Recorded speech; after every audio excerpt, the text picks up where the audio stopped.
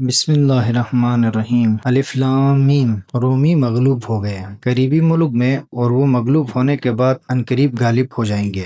چند سالوں میں پہلے بھی اور بعد میں بھی اختیار کل اللہ کو حاصل ہے۔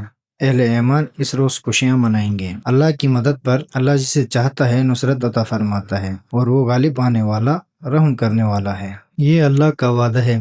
اللہ اپنے وعدے کی خلاف ورزی نہیں کرتا، لیکن اکثر لوگ نہیں جانتے۔ لوگ تو دنیا کی ظاہری زندگی کے بارے میں جانتے ہیں اور آخرت سے غافل ہیں۔ کیا انہوں نے اپنے دل کے اندر یہ غور و فکر نہیں کیا کہ اللہ نے آسمانوں اور زمین اور جو کچھ ان کے درمیان ہے وہ برحق معینہ مدت کے لیے خلق کیا ہے، اور لوگوں میں یقیناً بہت سے ایسے ہیں جو اپنے رب کی ملاقات کے منکر ہیں۔ کیا یہ لوگ زمین میں چلے پھرے نہیں ہیں کہ دیکھ لیتے کہ ان سے پہلوں کا کیا انجام ہوا، جبکہ وہ قوت میں ان سے زیادہ تھے؟ انہوں نے زمین کو تہ و بالا کیا، اور انہوں نے زمین کو ان سے کہیں زیادہ آباد کر رکھا تھا جتنا انہوں نے زمین کو آباد کر رکھا ہے، اور ان کے پاس ان کے رسول واضح دلائل لے کر آئے۔ بس اللہ تو ان پر ظلم نہیں کرتا، بلکہ یہ لوگ خود اپنے آپ پر ظلم کرتے ہیں۔ پھر انہوں نے برا کیا، ان کا انجام بھی برا ہوا، کیونکہ انہوں نے اللہ کی نشانیوں کی تکذیب کی تھی، اور وہ ان کا مذاق اڑاتے تھے۔ اللہ خلقت کی ابتدا فرماتا ہے، پھر وہی اس کا اعادہ فرماتا ہے، پھر تم اسی کی طرف پلٹائے جاؤ گے۔ اور جس روز قیامت برپا ہوگی، مجرمین نا امید ہوں گے، اور ان کے بنائے ہوئے شریکوں میں سے کوئی ان کا سفارشی نہ ہوگا، اور وہ اپنے شریکوں کے منکر ہو جائیں گے۔ اور جس دن قیامت برپا ہوگی، اس دن لوگ گروہوں میں تقسیم ہو جائیں گے۔ پھر جنہوں نے ایمان قبول کیا اور نیک اعمال انجام دیے، وہ جنت میں خوشحال ہوں گے، اور جنہوں نے کفر اختیار کیا اور ہماری نشانیوں اور آخرت کی ملاقات کی تکذیب کی، وہ عذاب میں پیش کیے جائیں گے۔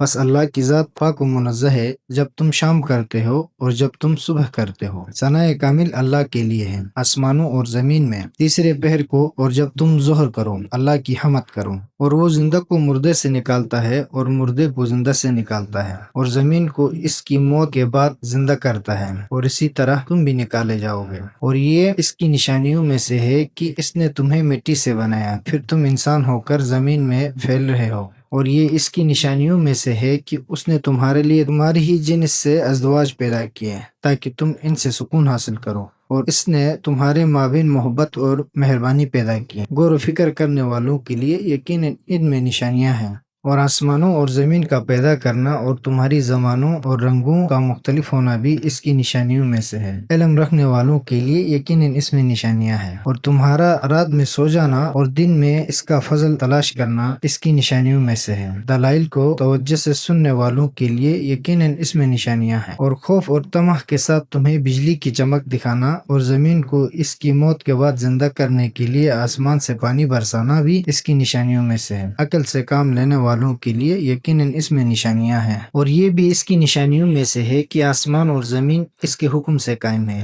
پھر جب وہ تمہیں زمین سے ایک بار پکارے گا تو تم یکایک نکل آؤ گے، اور آسمانوں اور زمین میں جو کچھ بھی ہے اسی کا ہے، اور سب اسی کے تابع فرمان ہے۔ اور وہی خلقت کی ابتدا کرتا ہے، پھر وہی اس کا اعادہ کرتا ہے، اور یہ اس کے لیے زیادہ آسان ہے۔ اور آسمانوں اور زمین میں اس کے لیے اعلیٰ شان و منزلت ہے، اور وہ غالب آنے والا، حکمت والا ہے۔ وہ تمہارے لیے خود تمہاری ایک مثال دیتا ہے۔ جن غلاموں کے تم مالک ہو، کیا وہ اس رزق میں تمہارے شریک ہیں جو ہم نے تمہیں دیا ہے؟ پھر وہ اس میں تمہارے برابر ہو جائیں، اور تم ان سے اس طرح ڈرنے لگو جس طرح تم آزاد لوگ خود ایک دوسرے سے ڈرتے ہو۔ عقل رکھنے والوں کے لیے ہم اس طرح نشانیاں کھول کر بیان کرتے ہیں، مگر ظالم لوگ نادانی میں اپنی خواہشات کی پیروی کرتے ہیں۔ بس جسے اللہ گمراہ کر دے، اسے کون ہدایت دے سکتا ہے، اور ان کا کوئی مددگار نہ ہوگا۔ بس اے نبی، یکسو ہو کر اپنا رخ دین و خدا کی طرف مرکوز رکھیں، اللہ کی اس فطرت کی طرف جس پر اس نے سب انسانوں کو پیدا کیا ہے۔ اللہ کی تخلیق میں تبدیلی نہیں ہے، یہی محکم دین ہے، لیکن اکثر لوگ نہیں جانتے۔